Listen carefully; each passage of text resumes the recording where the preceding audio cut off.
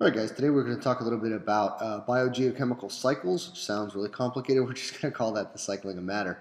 And what we're going to be talking about is how matter gets turned into nutrients for living organisms to use, and then how that gets sort of cycled through the system over and over again.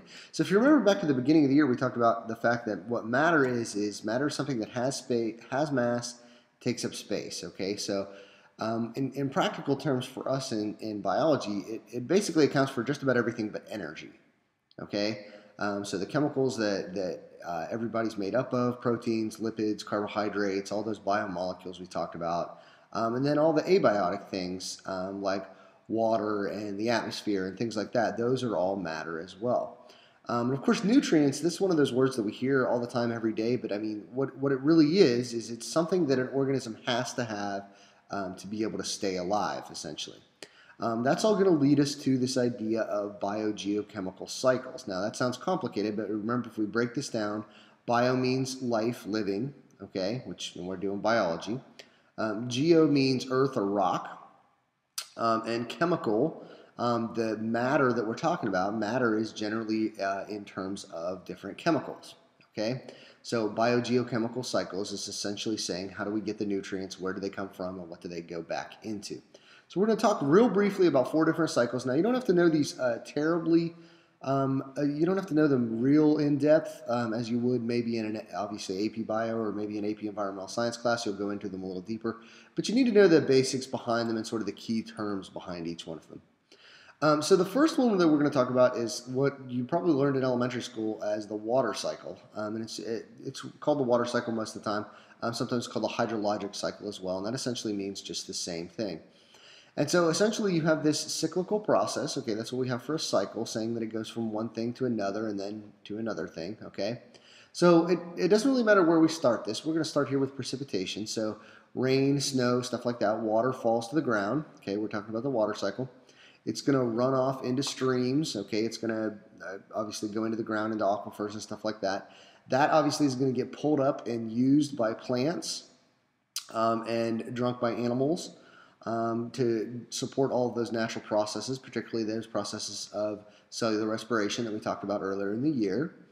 So those are going to require water to make that happen. And then what's going to happen then is, so precipitation, it comes down to the ground, and then you've got evaporation, or if we're talking about the case of plants in particular, like if we're talking about the crops here and the plants that are growing, it's going to be transpiration. They're going to allow some water to evaporate from them. That evaporation is going to, the water is going to go up from the evaporation. It's going to condense here in the clouds, and then of course it's going to precipitate back down. And so what you probably talked about precipitation, evaporation, and condensation when you did this in elementary school. But the idea is to get that there's a cycle here that's going on, and these things are supposed to get replenished throughout this process. Now, if you take a class like APES, we'll talk about some of the problems that they don't get replenished, or that there's a buildup on one end of the cycle a little bit too much. But that's a topic for a little bit later. So that's the water cycle in short.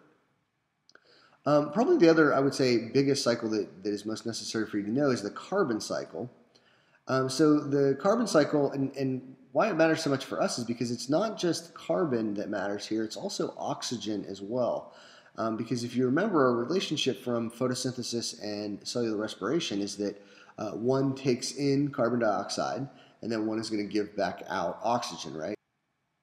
So, I mean, we're going to get carbon dioxide pulled in, and then we're going to get oxygen released in the case of plants. And then, of course, in respiration, we're going to pull that oxygen back in and use that as part of the cellular respiration.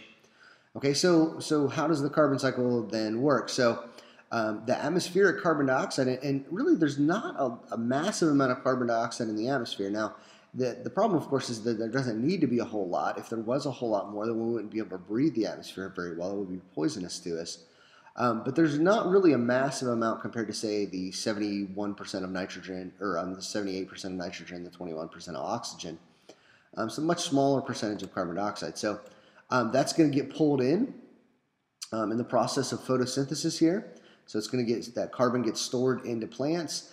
It's going to go into the soil as the plants decay or as they're eaten, and then their waste products from animals are going to go into the soil. And then, now this is kind of a long-term thing. Over millions of years, that carbon could be fossilized. And then when we burn fossil fuels, that's going to go back up in the atmosphere. When plants do cellular respiration or animals do cellular respiration, then that goes back into the atmosphere. If something, and this of course is from an environmental organization, so if something like deforestation happens, that carbon dioxide is going to go back in the atmosphere. Important to realize, of course, that it's not just going on land. In fact, probably one of the biggest areas that it actually happens is in the oceans. So you got photosynthetic organisms there that are going to pull the oxygen out, or I'm sorry, pull the carbon out, and then kick some oxygen back into the atmosphere. Okay, so that's the carbon cycle. Again, there's a lot more to it than that, but that's about all we'll need to know for our basic biology here. Another super important biological cycle is the nitrogen cycle. Now, amino acids that are in our proteins, the amino part of that means nitrogen essentially, and so there has to be a lot of nitrogen to make up all of the proteins that our body has. And remember that our body is largely, the structural components of our body is in a large part proteins, and so we need a massive amount of nitrogen. Now, the good news is that the atmosphere is about 78% nitrogen, so you would think, well, hey, we get plenty of it there. The real difficulty is that nitrogen doesn't get into the soil very easily, and plants can't absorb it directly from the atmosphere like they do carbon dioxide. And so that makes things a lot more complicated. So what happens here is that we get this step right here, sort of the super important step. It's called nitrogen fixation. And so there are certain types of plants that have roots that will actually pull nitrogen out of the atmosphere and help it to get into the soil. And that's sort of the first step. What really has to happen then is there's some bacteria that will help to put that into the soil, and they'll go through various chemical stages here where it'll turn into ammonia and nitrates, or nitrites, and then nitrates, which is actually what plants really want and what they can actually use. But that first step there, that nitrogen fixation, is really what's super massively important to us. Now, how does it get back into the atmosphere? Well, it gets back into the atmosphere by something called denitrifying bacteria that actually helps it to go back into the atmosphere. But remember, of course, the atmosphere is really heavily nitrogen already, about 78%. Now, nitrogen is essentially inert to us. Like us breathing it in doesn't hurt us in any real way.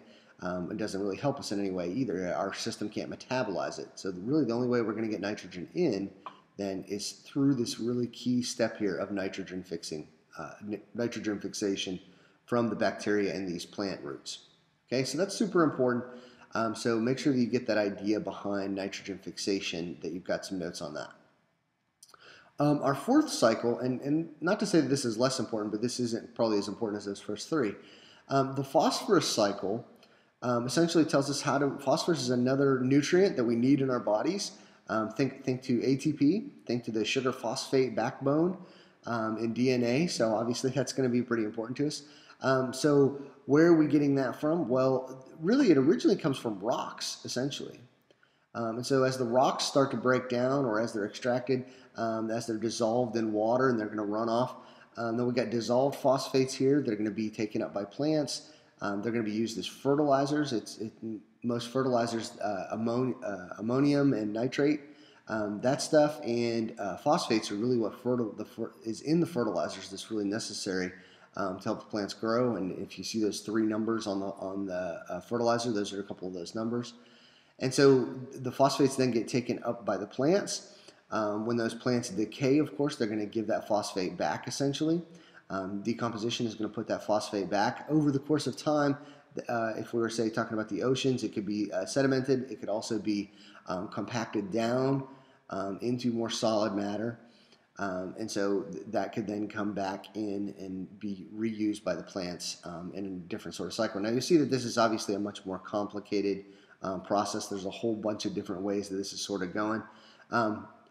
One of the big dangers, and we'll talk a lot more about this if you take APES class, is that if we get too many phosphates and they run off into the water, is that we actually sort of get runaway growth in the water, and that runaway growth of things like algae, and that will actually start to kill off all of the fish, because the algae and the plants that are doing that will essentially be taking up a lot of the oxygen in the water, and then the organisms aren't able